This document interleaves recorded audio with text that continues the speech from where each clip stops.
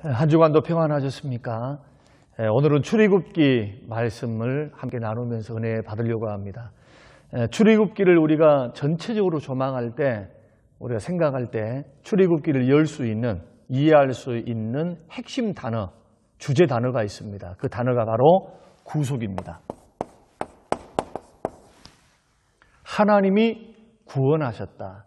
이스라엘 백성들을 구원하셨는데 하나님께서 창세기 15장의 말씀 보면 아브라함에게 말씀하시기를 너희들이 후손들이 이집트로 가서 이집트에서 430년 동안 종살이 할 텐데 그 후에 하나님께서 건지시겠다, 출애굽하도록 하겠다라는 그 예언의 말씀을 주시거든요.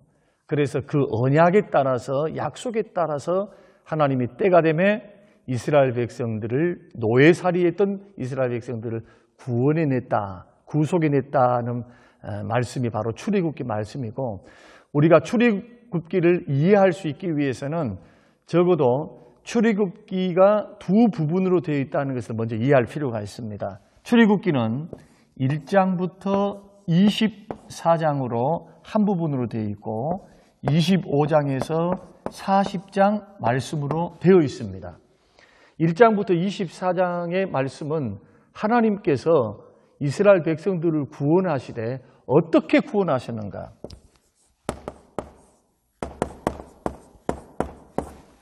그리고 25장에서 40장 말씀은 왜 하나님께서 구원하셨는가? 이 두 가지를 가르쳐 주시는 말씀입니다. 그래서 어떻게 구원하셨는가? 이 일부분에서, 첫 부분에서 중요한 사건이 12장에 있는 유월절 사건, 그리고 13장에 있는 홍해 건너는 홍해 도강 사건, 이 두 가지를 먼저 성도님들께서 이해를 하셔야 됩니다. 꼭 기억하셔야 됩니다. 하나님이 어떻게 구원하셨습니까? 유월절 어린 양의 피를 통해서, 좌우 문설주와 임방의 어린 양의 피를 바른 그 이스라엘 백성들의 집은 죽음의 사자가 넘어갔다 해서 유월절입니다. 그래서 고센 땅에 있었던 어린 양의 피를 발랐던 이스라엘 백성들은, 장자들이 죽지 않고 이 이집트에 있었던 가축부터 시작해서 바로의 장자에서부터 노예들이 이르기까지 모든 첫 것은 다 하나님께서 죽음의 사자를 통해서 생명을 거두하셨던 것을 보게 됩니다. 어떻게 구원하셨습니까?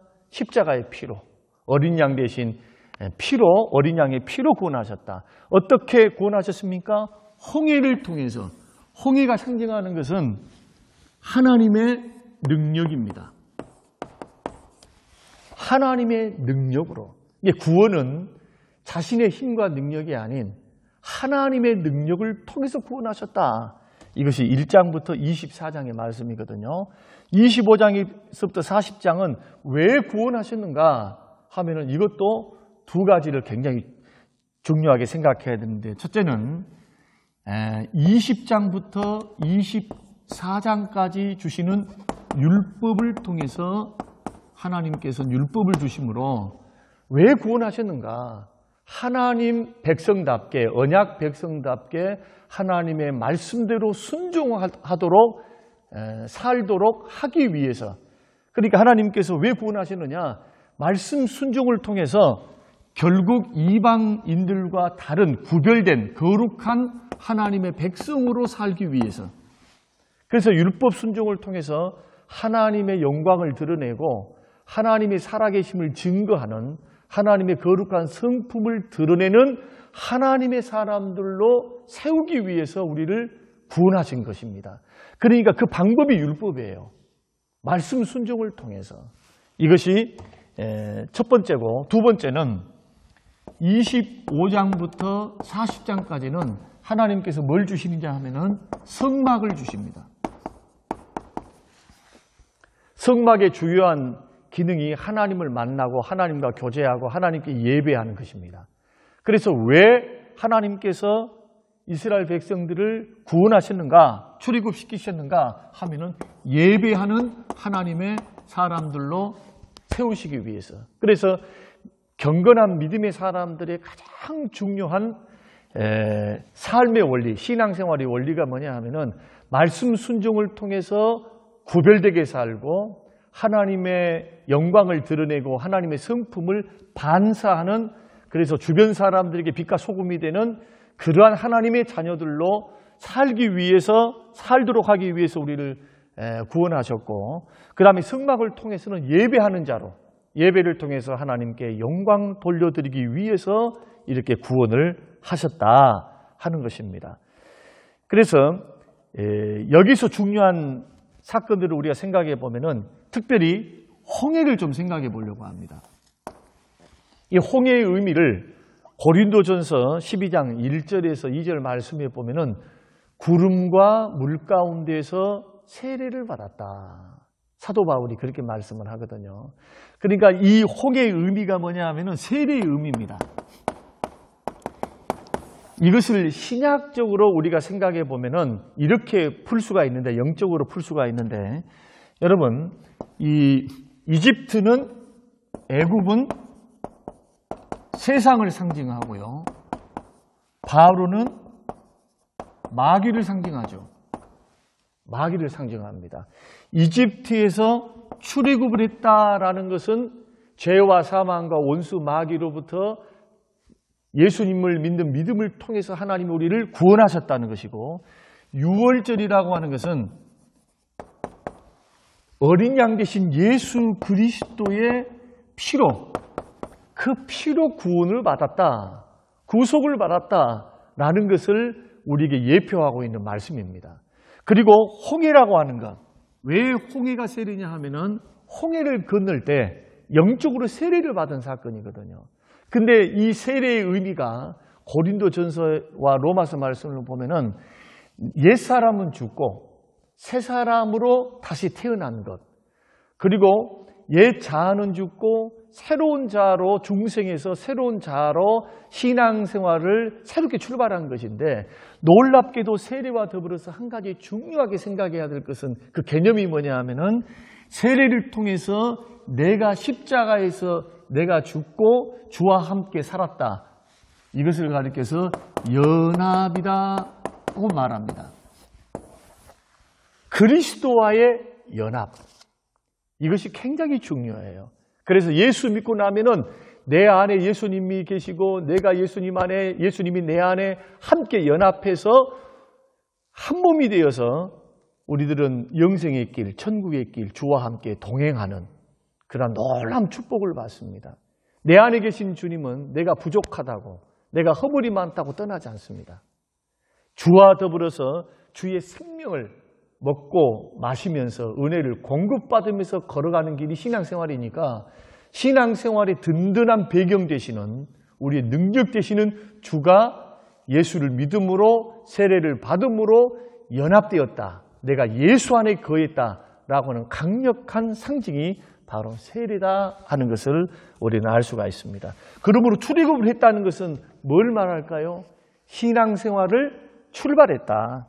마귀와 원수 마귀로부터, 그리고 사망과 지옥 형벌로부터 영주고 지옥 가야 될 우리들이 이제 천국 백성이 되어서 신앙을, 저 천성을 향하여, 가나안을 향하여 신앙이 출발한다라는 의미를 출애굽기가 가지고 있다는 것입니다.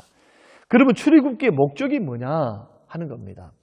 우리 출애굽기 1장부터 40장까지의 목적은 크게 세 가지로 나눌 수 있는데, 첫째로 구원은 누가 하시는가? 하나님이 구원하신다. 이 구원의 주체가 하나님입니다. 구원의 주체가.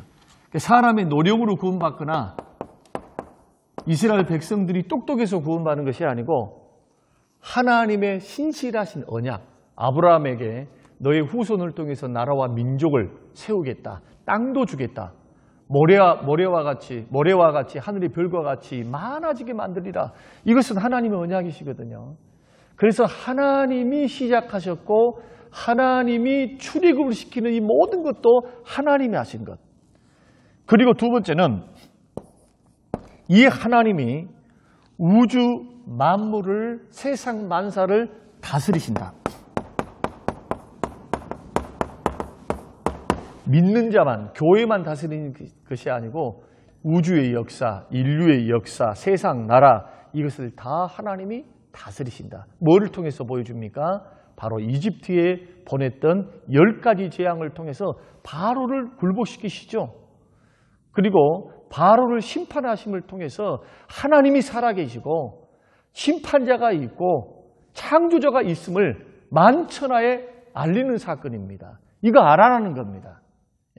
이것이 두 번째요. 세 번째는 우상 숭배는 거짓된 것이다. 우상 숭배는 거짓된 것이다.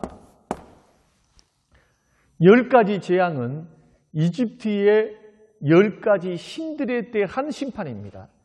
여러분, 개구리 이파리부터 시작해서 독종, 흑암, 또 장자의 죽음까지 이르러 이 10가지 재앙들이 있습니다. 메뚜기도 있고. 그런데 이 재앙이 다 무엇과 관련되어 있냐 하면은 이집트 신들이에요. 이집트인들이 섬겼던 신들. 이것을 하나님께서 보는 데서 바로와 그리고 술객들과 고관 대작들이 보는 데서 이집트의 모든 백성들이 보는 데서 보란 듯이 우상이 얼마나 거짓된가에 대해서 하나님이 심판하고 있는 모습들을 보게 됩니다. 그리고 한 가지 더 말씀을 드리면 이렇게 하나님의 능력으로 구원을 받고 하나님의 은혜로 구원을 받은 하나님의 백성들이 하나님께 대한 반응은 어때야 되는가? 어떻게 우리는 살아야 하는가? 절대적인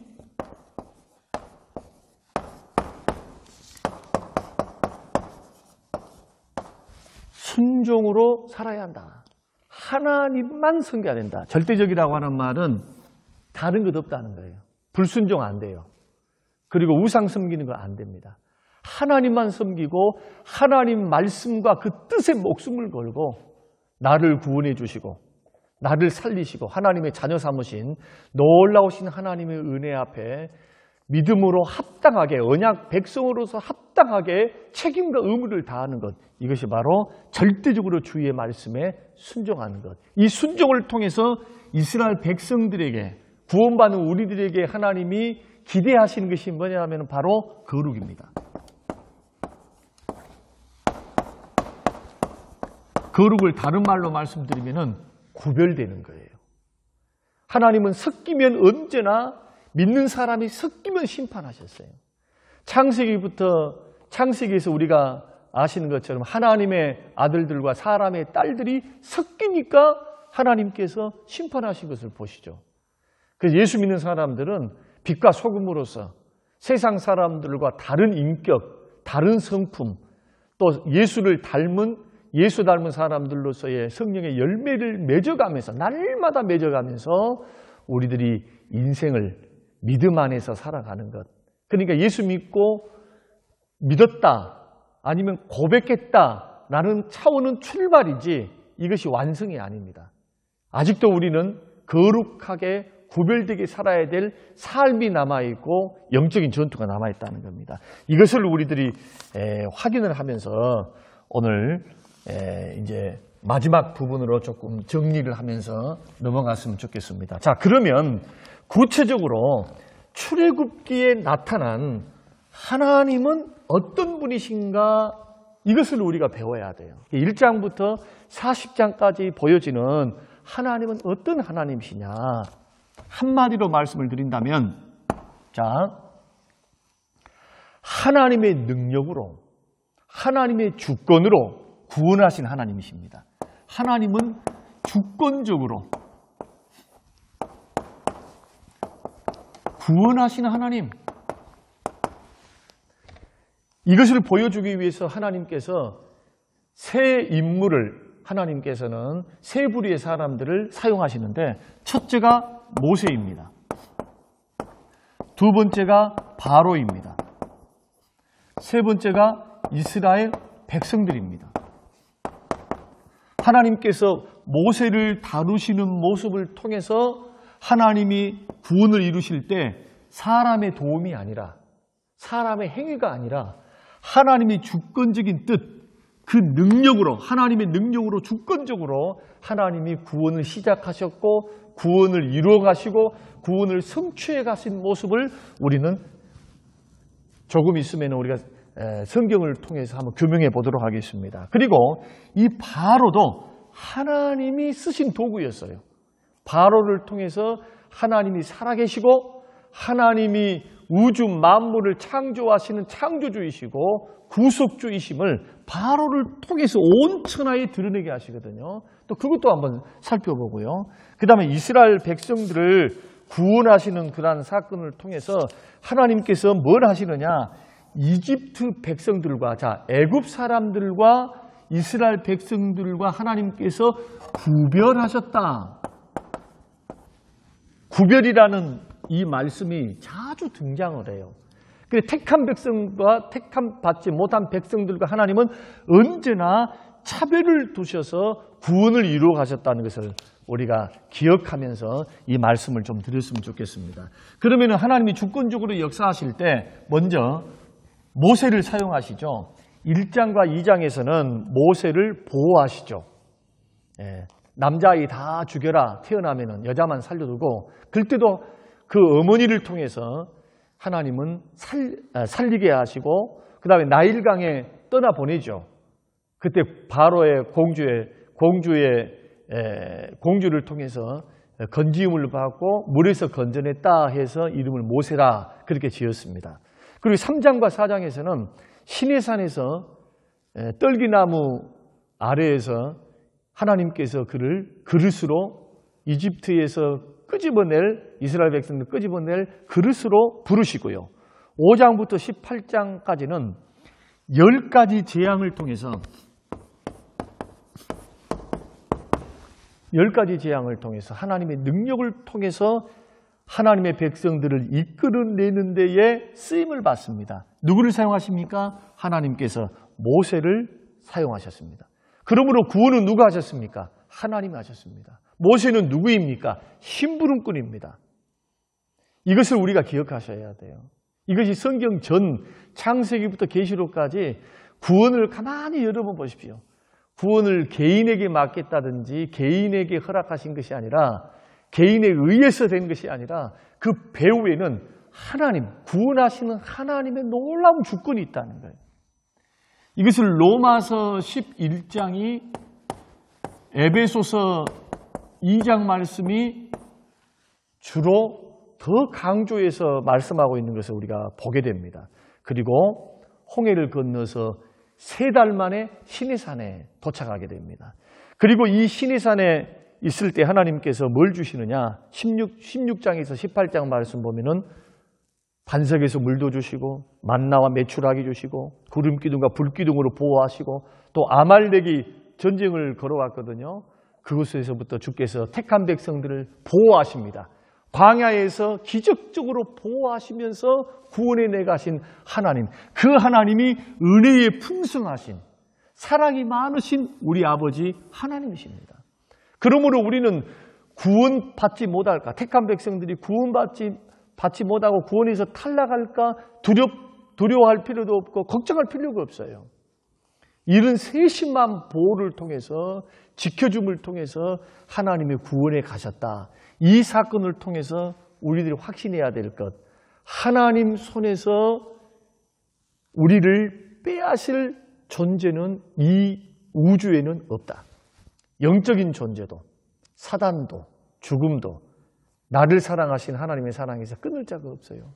로마서 8장에서 사도 바울이 고백한 것처럼 오늘 이 말씀이 우리에게 확신되어지시기를 바랍니다. 두 번째로, 하나님께서 바로를 세우셔서 하나님의 뜻을 이루어 가시거든요. 그것이 출애굽기 9장 16절 말씀입니다. 자, 자막을 여러분 한번 보시길 바랍니다. 하나님께서, 내가 너를 세웠으면 나의 능력을 내게 보이고 내 이름이 온 천하에 전파되게 하려 하였음이니라. 여러분, 이 말씀만 가만히 보고 앞절을 보지 않고 이 말씀만 보면은 누구에게 하는 말씀 같습니까? 모세에게 하는 것 같죠. 내가 너를 세웠으면 나의 능력을 내게 보인다. 내 이름이 온 천하에 전파되게 하려 한다. 그런데 놀랍게도 이것은 바로에게 하신 말씀입니다. 왜 하나님께서 바로를 세우셔서 하나님의 이름이 온 천하에 전파되게 하고 하나님의 능력을 보이느냐? 하나님께서 바로의 마음을 강팍하게 해서, 다른 말로 완고하게 한다는 말씀이죠. 완고하게 해서 10가지 재앙을 내리사 하나님이 살아계시고 생사화복을 주관하시고 자연 만물과 인간 역사를 주관하신 전능하신 하나님이심을 온 천하에 알리는 어떤 도구? 긍정적인 도구, 모세와 같은 긍정적인 도구가 아니라 부정적인 도구로, 심판의 도구로 사용하신다는 거예요. 그러니까 이 강팍하고 완고한 이 바로가 하나님 말씀을 계속 거부해서 이스라엘 백성들을 출애굽하는 데 방해하거든요. 보내지를 않습니다. 이럴 때마다 하나님은 더 강도가 큰 강도로 점점 큰 강도로 심판하시고 마지막에는 장자를 다 죽이잖아요. 이런 것을 통해서 하나님이 세상을 다스리시고 이집트의 왕이 신인 줄 알고, 그 당시에는 바로가 신이었거든요. 신으로 섬겼습니다. 태양의 아들이라 해서, 태양신 라의 후손이라 해서 신으로 섬겼는데, 바로 위에 하나님이 계시구나, 하나님의 능력이 이렇구나, 이것을 온 천하에 알리게 됐다는 것입니다. 이 일을 위해서 하나님께서 바로를 뭘로 세우십니까? 권위자로 세우시죠. 왕으로 세우셨어요. 누가 세우셨습니까? 하나님이 세우신 거예요. 세상 나라의 임금들을 폐하기도 하시고 세우신 분이 누구다? 하나님이다. 여러분, 이것을 확인하셔야 돼요. 그러니까 교회 안에만 갇혀있는 하나님이 아니라 우주 만물을 다스리고 주관하시는 그 크고 높으신 하나님, 전능하신 하나님이 우리 아버지 하나님이십니다. 하나님 손안에 다 들어있어요. 이것을 출애굽기가 우리에게 보여주고 있고, 그 다음 두 번째로 이 마음을 완악하게 했다. 이것이 두 번째입니다. 권위자로 세웠고 완악하게 했다. 여기서 완악하게 했을 때 완악하게 하는 주체를 성경이 두 가지로 설명합니다. 하나는 하나님께서 완악하게 하셨다. 하나는 스스로 완악하게 되었다. 하나는 하나님이 하셨다. 이것이 출애굽기 4장 21절이고, 그리고 스스로 마음을 완악하게 했다. 이것이 8장 15절 말씀이거든요. 제가 한번 읽어드리겠습니다. 4장 21절. 여호와께서 모세에게 이르시되 내가 애굽으로 돌아가거든 내가 내 손에 준 이적을 바로 앞에서 다 행하라. 그러나 내가 그의 마음을 완악하게 한즉 그가 백성을 보내주지 아니하리니. 자, 그리고 스스로 마음을 완악하게 했는데 출애굽기 8장 15절. 그러나 바로가 숨을 쉴 수 있게 됨을 보았을 때에 그의 마음을 완강하게 하여, 자기가 스스로 마음을 완강하게 하여 그들의 말을 듣지 아니했다. 바로와 모세와 아론의 말을 안 들었다는 것, 곧 하나님 말씀을 듣지 아니했다는 것, 여호와께서 말씀하신 것과 같았다. 그래서 하나님이 주체가 되어서 완강하게 하고 또 스스로 완악하게 해서 거부했다. 이 말씀은 하나님이 바로에게 죄 짓도록 원인 제공하신 분이다, 그런 뜻이 아니고, 하나님이 마음의 은혜를 베풀어 주셔서 회개한 마음을 주셔서 깨닫고 돌이키든 그 은혜를 베푸시지 않고 완고한 그대로, 강팍한 그대로 하나님이 버려두셨다. 사랑하는 성도 여러분, 은혜는 무엇입니까? 내가 죄를 짓거나 내가 게으르거나 하나님을 떠나 있을 때 하나님이 간섭하시는 것, 때로는 징계하시고 곤고하게 하시고 내 길을 막기도 하시고 마음의 부담감을 주신 것이 은혜예요. 택함받았다는 증거, 하나님의 자녀라는 증거. 그러나 버림받은 사람들, 구원받지 못한 사람들은 하나님의 자녀가 아니기 때문에 내버려 둡니다. 그래서 예수를 믿어갈 때, 주님을 섬겨갈 때 여러분 안에 내가 잘못된 행동을 하고 주를 멀리하고 또한 죄 짓는 가운데, 허물있는 가운데 뭔가 하나님이 간섭하시면 그것이 하나님의 은혜인 줄 알고 깨닫고 하나님 앞에 돌아오는 우리 모두가 되시기를 주님의 이름으로 축원합니다. 그리고 이 바로를 하나님이 어떻게 하시느냐 하면은 바로를 패배시키십니다. 이것이 14장 4절 말씀입니다. 자, 14장 4절. 내가 바로의 마음을 완악하게 한즉 바로가 그들의 뒤를 따르리니 내가 그와 그의 온 군대로 말미암아 영광을 얻어 애굽 사람들이 나를 여호와인 줄 알리라. 이게 무슨 사건일까요? 홍해 사건이에요. 홍해. 자, 홍해가 기적적으로 홍해가 갈라진 것도 누가 보고 있습니까? 바로의 군대가 다 보고 있어요. 바로와. 우리 같으면 깜짝 놀라서 혼비백산해서 도망칠 것 같잖아요. 그런데 마음이 강팍해서 완고해지니까 죽을 줄 모르고 자기 죽을 줄 모르고 추격해서 어떻게 해서든지 이 노예들을 통해서 이익을 보고 자기 나라 도시를 만들고 활용하기 위해서 욕심이죠, 욕심. 이것을 위해서 쫓아가는 바로의 모습을 보는데 그 배후에 누가 역사하십니까? 하나님이 하고 계세요. 부정적이지만. 그래서 하나님이 바로의 군대를 몰살시키면서 바로의 군대보다도 세계에서 강력한 군대였던 바로의 군대보다도 더 위대한 전쟁에 능한 신이 하나님이시다 하는 것을 여기서 보여주고 있습니다. 자, 그러면 이상의 말씀들을 우리가 살펴보면서 그러면 하나님은 어떤 하나님이냐? 하나님의 능력으로 주권적으로 그 뜻 안에서 구원을 이루어 가신 하나님은 눈에 보이시지 않지만은 그 하나님은 어떤 하나님? 수동적인 하나님이 아니라 그 하나님은 능동적인 하나님.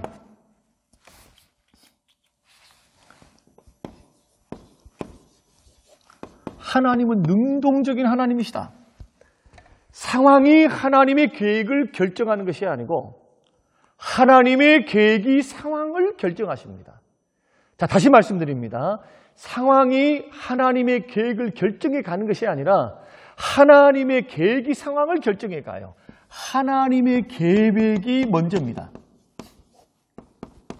상황을 결정해 간다. 그러므로 예수 믿는 사람들은 언약의 말씀, 66권의 말씀은 하나님의 언약이거든요. 그래서 기도 응답을 빨리 받기를 원하고 제대로 받기를 원하는 사람들은 말씀 붙들고 기도하셔야 돼요. 왜냐하면 하나님의 뜻이 다 거기에 들어가 있습니다. 하나님의 계획과 하나님의 뜻, 우리 인생을 향한 그리고 우리의 삶을 향한 우리의 신앙생활을 향한 모든 이 지름길 내지는 청사진이 다 성경에 기록되어 있으니까 지혜로운 성도들은 어디를 찾을까요? 성경 말씀을 찾고 성경 말씀에 집중하고 그 말씀을 읽고 그 말씀을 순종하며 삽니다. 그래야 지름길 가요. 왜냐하면 하나님은 하나님의 계획과 하나님의 뜻을 선지자들에게 말씀하지 않고서는 행동하시는 분이 아닙니다. 선지서에 보면은 하나님은 미리미리 말씀해 주세요. 창세기에도 아브라함에게 5번이나 언약을 재확인하시잖아요. 이삭에게도 야곱에게도 계속적으로 하나님은 말씀하셔요. 그러면서 따라오라 따라오라. 하나님의 계획이 먼저다. 그러므로 구원받음에 있어서 우리 신앙생활에 있어서 믿음의 길을 걸어갈 때 놀라지 마시고 여러분 믿음 안에서 이런 하나님을 신뢰함으로 승리하시기를 주님의 이름으로 축원드립니다. 그러면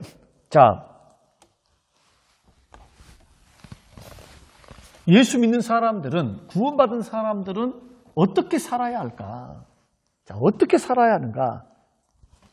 한마디로 말씀드리면은 세상과 구별되어 거룩하게 살아야 합니다. 목적은 한 가지입니다. 세상과 구별되어서 거룩하게 살기를 하나님 원하십니다. 그러기 위해서 하나님께서는 2가지를 주셨는데 아까 서두에 설명드린 것처럼 하나님은 율법을 주셨습니다. 2번째는 성막을 주셨습니다. 이 성막을 주시고 난 후에 행진할 때 언제나 성막을 중심으로 해서 모세의 아들들, 그 다음에 레위 지파, 그리고 12지파 이런 동심원을 이루어서 동심을 이루어서 행진하게 했는데 장막을 치게 했는데 이 중심에 뭐가 있습니까? 성막이 있습니다. 하나님이 계십니다. 하나님 중심의 삶. 율법을 통해서는 말씀의 순종, 성막을 통해서는 예배를 통해 이 두 가지를 우리는 놓치면은 안 될 줄로 믿습니다. 그래서 거룩한 하나님, 구별된 하나님, 세상과 다른 구별된 삶을 통해서 하나님께서는 세상에 빛이 되기를 원하시고 하나님의 이름을 드러내기 원하시고 또 선교, 전도되기를 원하십니다. 삶을 통해 제사장의 나라가 되어서 택한 하나님의 백성이 되어서 세상 사람들과 다른 윤리, 다른 거룩함, 구별된 삶의 모습을 통해서 과연 하나님이 살아계시다. 이것을 드러내기를 원하시는 것. 그러므로 이것을 한마디로 말씀드리면 이것을 통해서는 예수 닮기를 원하셔요. 이것을 조직신학에서는 성화라고 그렇게 말합니다. 그리고 예배는 성막 제사의 중심이 예배인데 이 예배에서 절대로 빠지지 말아야 할 것이 뭐냐면 바로 어린 양 대신 예수 그리스도의 피입니다. 어린 양의 피. 예수 그리스도의 보혈을 의지하는 그 믿음으로 하나님 앞에 예배할 때 하나님은 영광을 받으시고 하나님의 구원의 목적이 여기에 합한 것인 줄로 여러분 아시고 말씀 순종과 예배 생활에 승리하셔서 더 하나님을 우리를 구원해 주시는 그 하나님을 더욱더 섬기고 그 하나님을 사랑하고 그 하나님께 순종하면서 걸어가는 우리 모두가 되시기를 주님의 이름으로 축원합니다. 고마우신 하나님 아버지, 출애굽기 개관을 했습니다. 이 말씀을 통해서 하나님이 어떤 분이시고 우리는 어떻게 살아야 하는지를 큰 그림을 통해서 배우게 하셔서 우리 신앙의 밑거름이 되게 하시고 다시 한번 말씀 순종이 얼마나 중요하고 예배 생활이 얼마나 중요한지를 깨닫고 하나님 본질적인 가치를 잃어버리지 않고 우리를 구원하신 그 목적에 부합하여 이 두 가지를 통해 하나님께 영광이 되고 선교하고 전도하는 귀하고 복된 인생이 되게 하옵소서. 감사드리며 예수님 이름으로 기도합니다. 아멘.